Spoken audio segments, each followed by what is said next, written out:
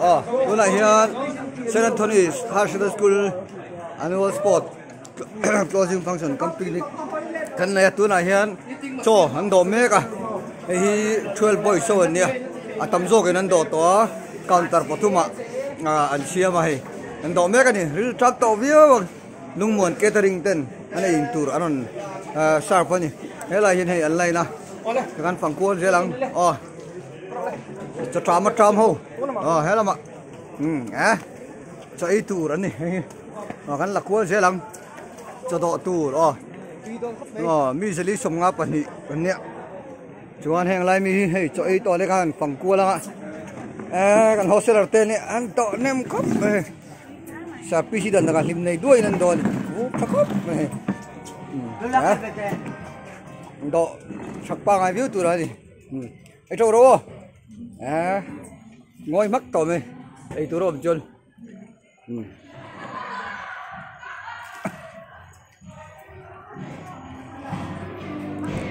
chính không tôi mình quất tôi mày hay làm chuyện quất tôi nhiều nữa run thắt run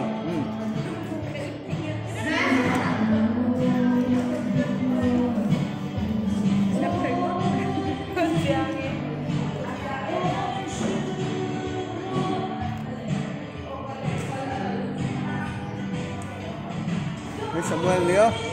khula ma khon chon le hai ta entir le ma so la kalen so varada son an oi kola khu khung lai khon mechina waiting seta khan chon ei thong bani ro sur la umme an do hin chet the lawa kan choi don hun dar thumer har ron su tana he la varanda te le kan no jong jong an ei bokani ai kam to cho hen selfie vela aten la hi kan picnic spot khani ta ni an tu chen na lai tak ka so lai so chen di kon lo với to chuan cái này chuyên cần biết tới lâu dài ta đi đi xe nhé ta đi lại đi business cái sạc chuột na nè đi chợ ai số tổ cái cần duty na thế là còn rau thế là ấy tổ chưa hay lắm hàng atra hay là mà cái anh tổ hay anh pan thế lắm cái là tụ lâu lâu cái này về bạc chứ đâu nó thế ô cho ha ba ngày view này lọt bộ bà đi khen hết tôi mi mà đâu bự mà tụt thế mình tụt chắc mà lọt nem khóc mày John Sam anh ấy Archuang David Silong Eva Nathiel đi đâu khác ai Clement Manipur rồi thế là mà anh cho ý khẩm tuần này Aaron Lakkal thế là cho ý khẩm chân thế là hiện thấy túi ống bọc khu khối là con các bạn tổ đồ mấy gần chép đâu vào in chuan chân là đỏ câu sẽ làm gì sẵn mồi anh cần làm hết là hiện cột xịn là tên này khai lại cả ông thấu bạc cả mình tắm tất cả hết mà anh ròn lên á rồi thế là hiện này thế là hiện đây này em là Jolie Lily Vang một sang ý tôi cái bữa nay mình khám xe này hay lắm vậy du lịch về chỗ mà bùi hay lắm sarai hay lắm ạ thà anh là sẽ làm hari nuôi anh là du thalo đấy vậy chứ anh là celeb đôi này là hí khạc nà nia hari tai hay lắm tai anh cần lên á khi làm cái chỗ hậu khai này ta anh chắc anh hết khen hết tạo vào đặc khen cả lá hết là hiến tôi lên tiêu mà ấy không tổ hậu chân vác lại số tôi này trả khát thì đâu gắt tụt khát sign hay lắm gắt thì tụt khát này thì hắn trả sao sao lộ dấu rồi mình là lúc tục khi cả buổi nè mi pha tới bốn buổi à ai post thế ăn đi rồi cái trang nào cái liền class 9 nào cho nên alo upalo mà sẽ sang này nè liền post tất cả này nghe là mà để chọn này nghe lắm nghe tụi em cho tụi tụi năng này tụi em nghe tụi mò ai cho tụi đó cắn tí xe lắm nghe là mà thật thằng lộ nghe cho tụi em sẽ thế tụi không mấy năng này nghe cho tụi em tụi over mà MSC Moonlight Emi BTS Bung Tang Archua Bombuk Archua Nang Zero Hay Bikatir Bikatir chicks ani nè uống này ha đây lắm nè là dễ lắm chỉ là ăn tùy chén là khá nhiều hay rùa sur hàn á rùa sur hàn này to hay lắm nghe cho tết tụi em tụi đi tụ cắt puro tụ cả mà lòng không rõ kia là complete lắm lòng mà nang Marina nghe tụi em nang tụi em nghe thằng này cho tết tụi nghe chuẩn bị tết tụi nghe tụi lo tụi mà lòng không rõ ấy trâu tụi đó cắn là dễ lắm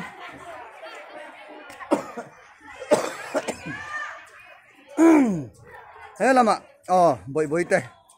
nghe làm sang cái tụi em cho tê tụi rồi bội Christy lần nữa bội tụi anh đi cho tụi lo po tụi tụi đi thôi rồi đấy mình làm lấy cái là lấy anh đi drama chân hôn à khai tập thiêm viêu đó này in lo en đó nè dead ni som thum kharuk tun zir top zandaria ta hianin remnani puala drama kha kan skulin an so do na am je pi bo sein ta chonin kimi lo hoi vela he ka palu ri ani thala ga lag du der lo he helama helam cha te cha bye bye dang ni le 11 ho 12 10 ni sorry 12 bt Peki lag thadula me chal sakhen to helam MSC Rin Kimi helam Gracie kating Turkhan angkal selam chana chon lai le nghe cho te tụi em chuẩn bị te tụi không mấy lo lấy mấy nắng tụi tụi helam lo rồi ta thao tụi tụi nghe cho te tụi em nghe cho bà tụi không mấy nắng nghe ăn đòn đòn nó nắng đòn nó anh cho số mi lo mi sang cái tan về gần order đó không kia mà te nghe tụi em EPC không còn tụi mà cái anh đi mail post này nên hay rồi tiêu hay ăn rồi thế tháo nghe cho te tụi em chuẩn bị te so mà xe ha xe ha áp yên đi khác tụi nghe mua ra có thật ấy Jacoba khôi ven chặt lang ngày sau khác là này hết ta ado dấu to haron kal le khi là hình của tần sila anh min lau riu me lau cái lý lau đi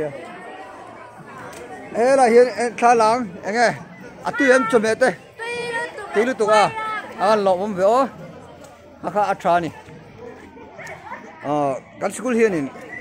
sang cái catering anh cầu to sang tệ lung muộn tì tệ sang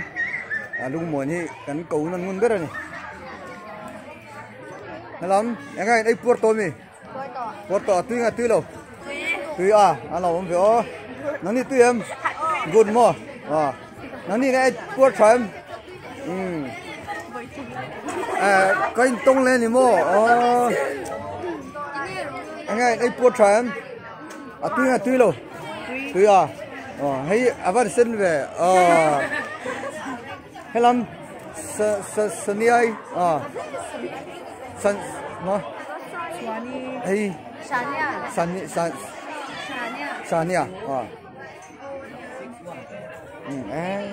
cái này anh nghe chơi tụi em cho mẹ tên ăn đi không mấy à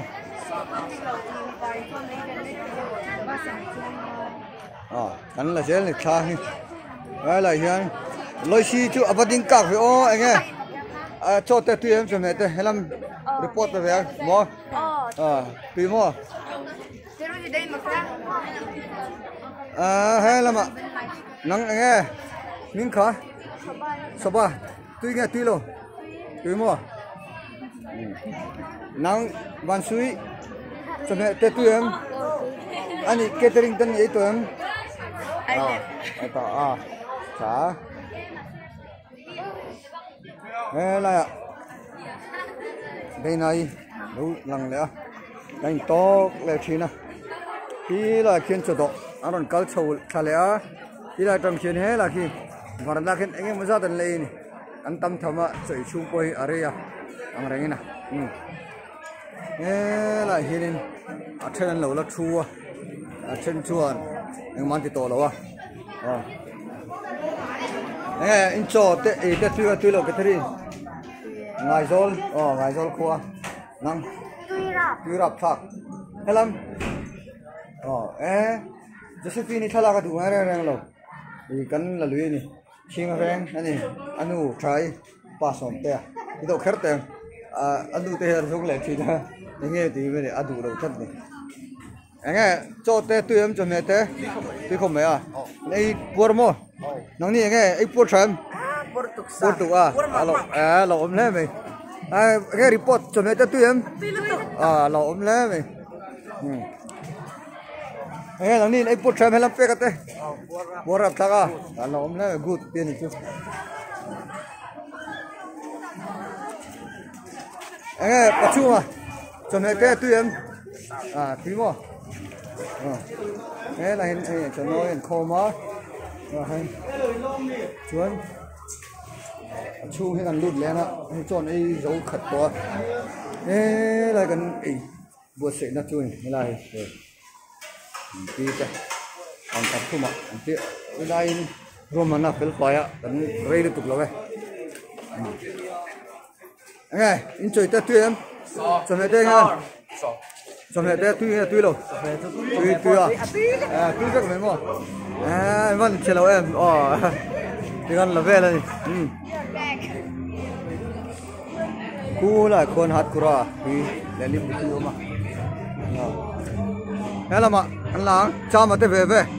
nó rồi cha mà lại nó cha mà lại nghe tươi em cho mẹ tết cho tết anh ấy cần hostel tên này tôi sắp bị xì khá nhá đừng chụp pin cái vết tên này chứ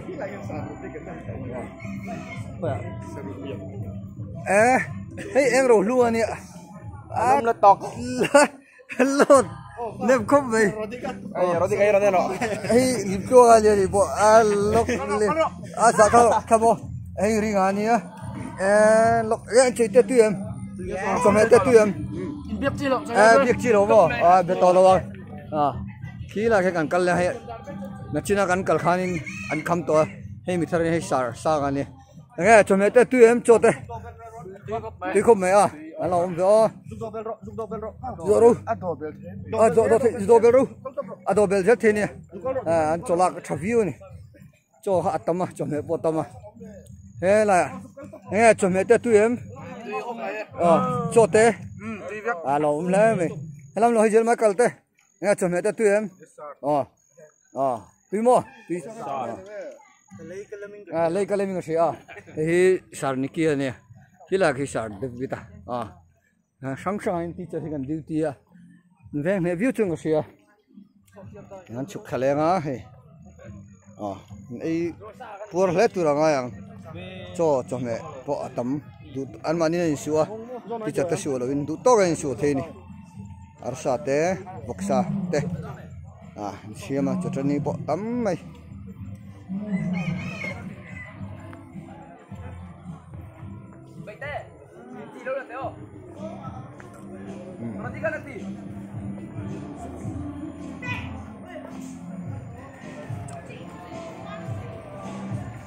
hay cần dọn về làng anh ấy tên anh bố chém cho mẹ ta tuy lo cho té alai mi tu mình cả ngày hôm nay kimi anh nuôi này làm kia nào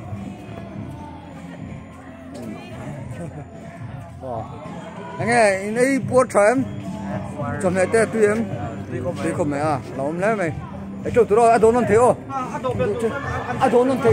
non thế ô tụi chưa đi anh mà đi xua cái này tụi to xua tụi nó ngoài